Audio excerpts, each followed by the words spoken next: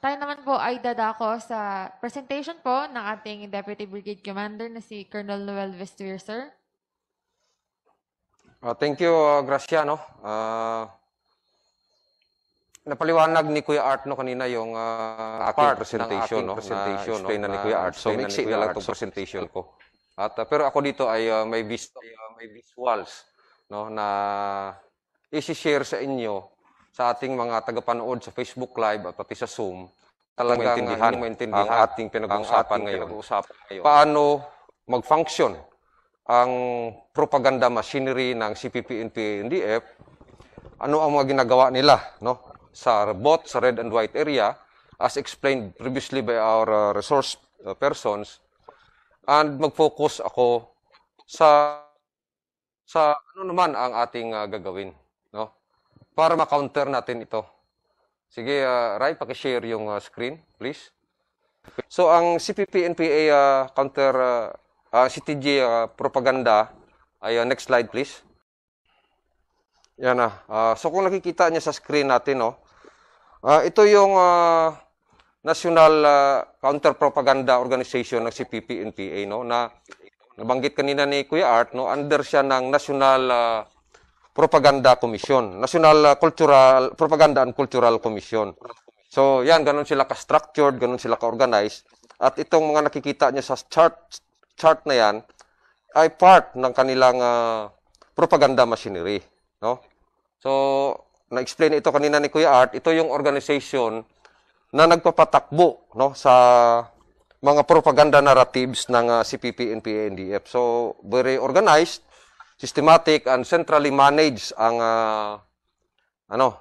kanilang mga narratives na in-explain din kanina ng ating mga resource person na naglalayon, na part ito siya ng legal struggle na naglalayong sumuporta sa armed struggle, which is yung dalawang approach ng CPP-NPA-NDF to achieve their objective of toppling down the government. So dito, kung makikita natin, at based on the experience on the ground, 70% of their efforts ay nakatuon dito sa legal struggle. At ito ay kabilang na dito yung ginagawa nilang propaganda. Kasi yung armed struggle nila, particularly dito sa area ng Leyte, is limited doon sa areas na medyo di natin napupuntahan, So nagre-recover lang sila doon ng kanilang mga mass base, na dati na nating nakuha. Marami na nag-surrender doon. So yun ang effort nila na babalikan, at ito ay patuloy naman nating ina-address. So mostly talaga, as explained by our resource person, focus sila doon sa legal struggle nila sa pamamagitan ng kanilang propaganda. Next slide, please.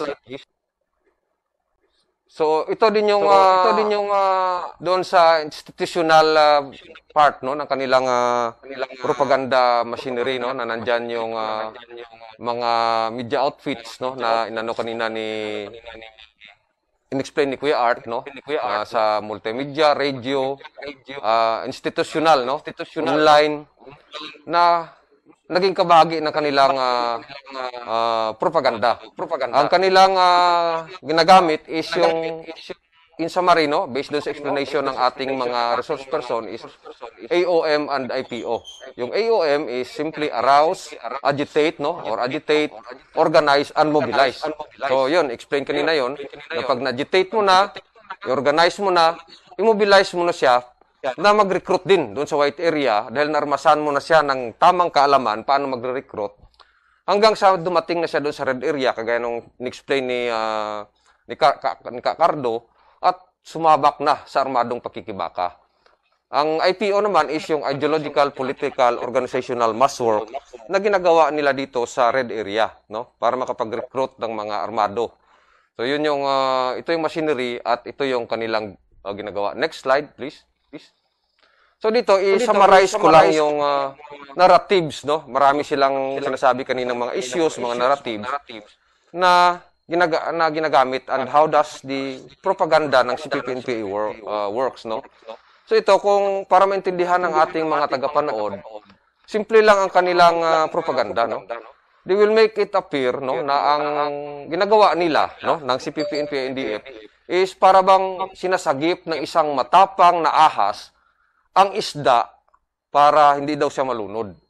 So, ganun ka simple ang kanilang propaganda dahil puro naman kasinungalingan yung sinasabi nila eh.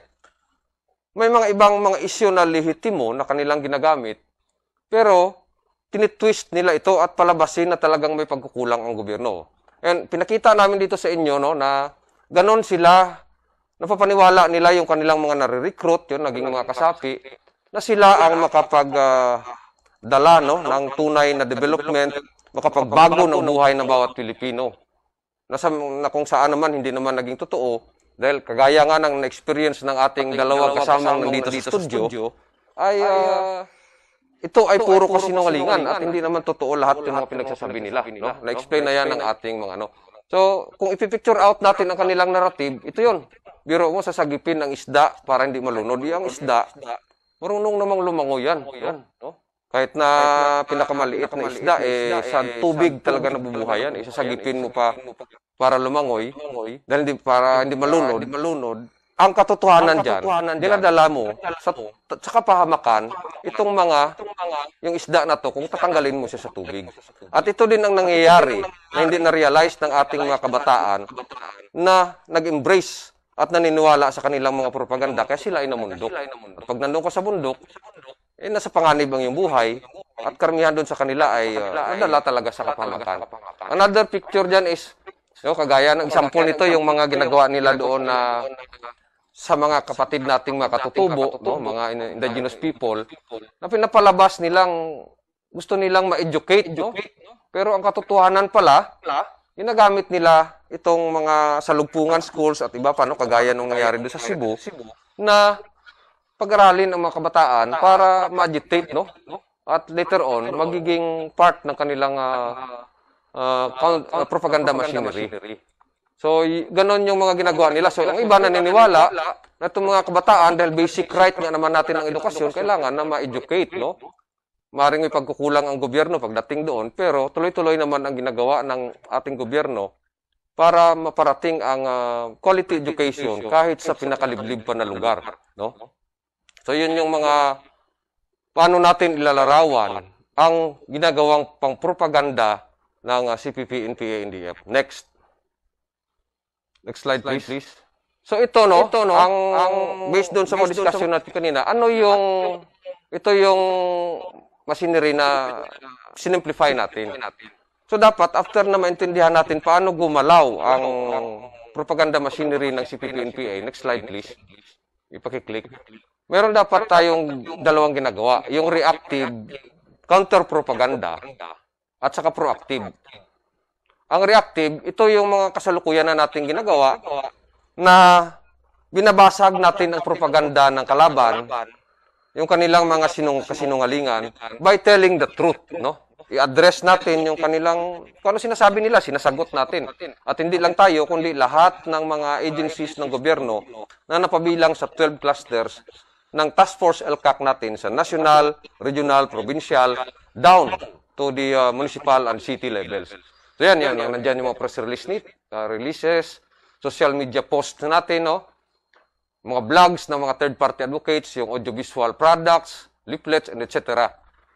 Basically, reactive ito kasi nagre-react tayo doon sa mga issues, mga narratives na binabato ng lahat na bahagi ng propaganda machinery na pinakita natin kanina. Next slide, ipakipindot. Pero dapat magiging proactive din tayo. Pakipindot ulit. To be proactive, dapat kailangan man-neutralize natin ang propaganda machinery and its component, Dapat na-expose natin, kagaya ng binabanggit kanina ng ating mga resource person, sino yung mga tao behind those propaganda machineries? Sino yung mga spokespersons? Ano mga organisasyon ng kanilang mga kalyado?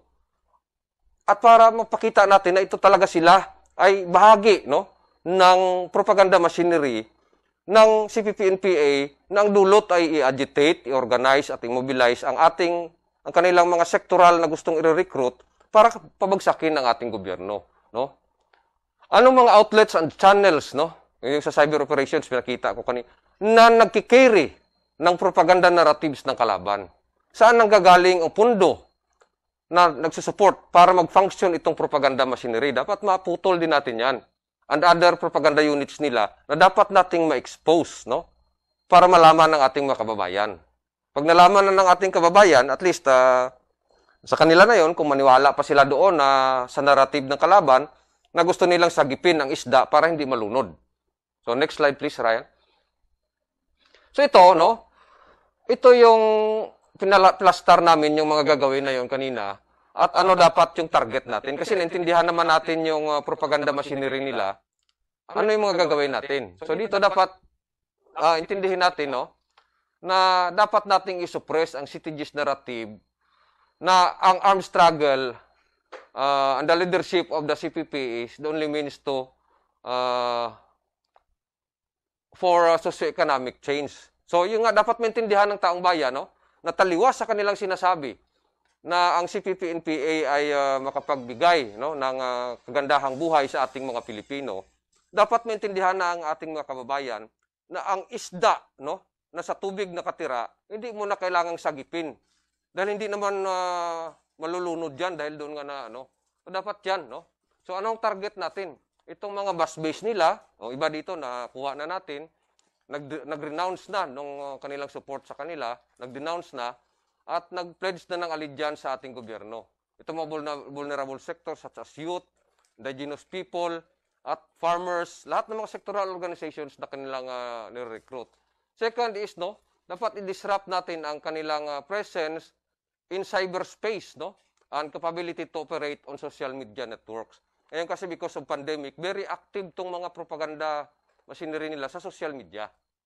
So it is also good, no, if we could expose this para malaman din ng ating mga kababayan. So ito yung mga target components natin na dapat tutukan, itong mga websites nila, no? Itong CTG front organization social media pages and blogs, no?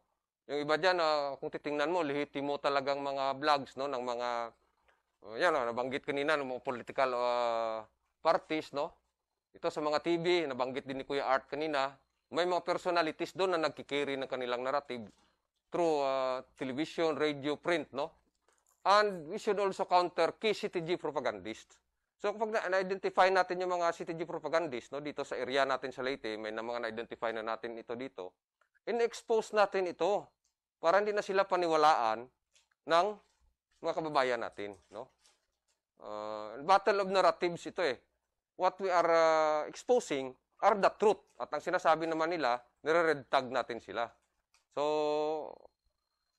ano sila, no?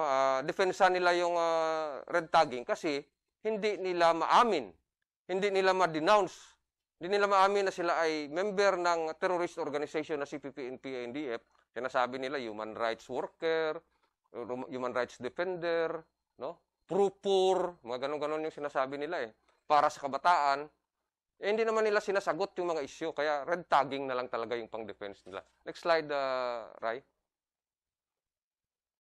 Ito, probably this is my last slide, no? So, itong counter-propaganda approach natin, no, kung makikita nyo sa left, no, ito yung elements of CTG propaganda machinery na in-explain natin kanina. So dapat no, i-targetin natin yung identified mass base, yung vulnerable sectors such as youth, labor, indigenous people, farmers, etc. Yung mga controlled websites nila, malalaman din natin.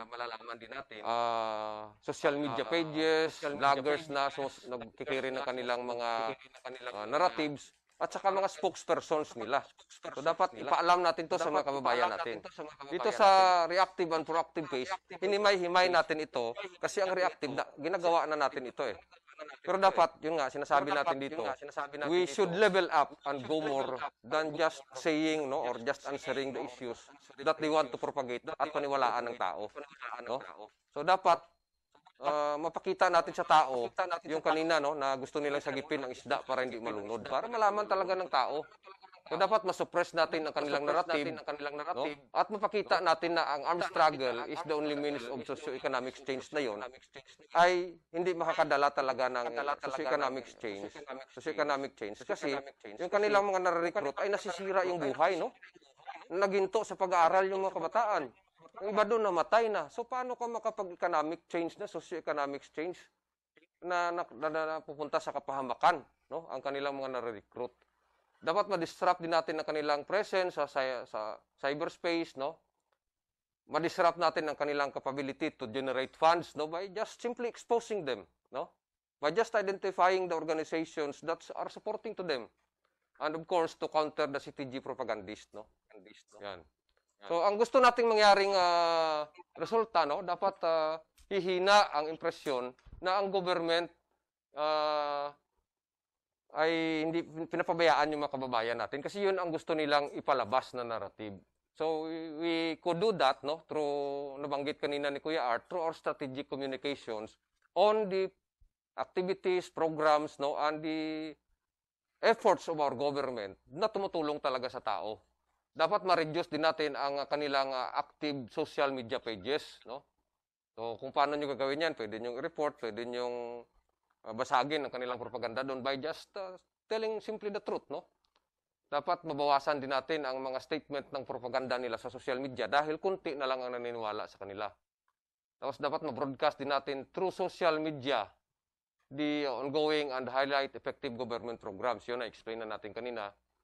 And mapaalam natin sa mga kababayan natin ang sino yung mga people behind this propaganda machinery, no? Sa red areas naman, yung kanilang sandatahang unit pang propaganda, which is doing the 70 to 80% mass work, no, para makapag-recruit, ay ma-expose din natin, no, sa ating mga kababayan doon sa mga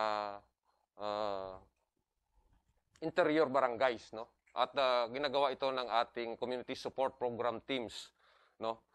So aside from exposing them, dahil armado naman itong sandatang unit pang propaganda, pag natagpuan ng tropa natin ito, ano natin to? I-address natin ito.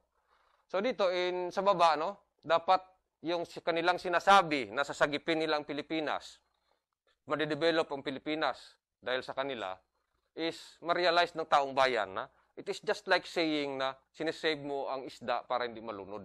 So dapat maging unappealing na ito sa publiko at sa mga kababayan natin. Tapos yung kanilang propaganda machineries ay magiging irrelevant na. Yun ang gusto nating mangyari. Kasi wala nang maniniwala sa kanila. Tapos dapat, ang mga support facilities nila, no, kung saan nagagaling yung pundo, hindi na ma-neutralize na natin at mapigilan, no, ma-disrupt natin, maputol para hindi na sila makapag-function yung kanilang propaganda machinery. So, basically, no, ito yung mga kabuuan na pwede natin gagawin. So sa part namin sa Army, sa Armed Forces of the Philippines, we are doing this to inform the people, and each and every Filipino, no, na naintindihan ito ay may malaking role, no. Maging bahagi kayo ng ating paglalahad ng katotohanan na ito ang totoo sa likod ng mga ginagawa nitong members, no, ng propaganda machinery ng CPP-NP NDF.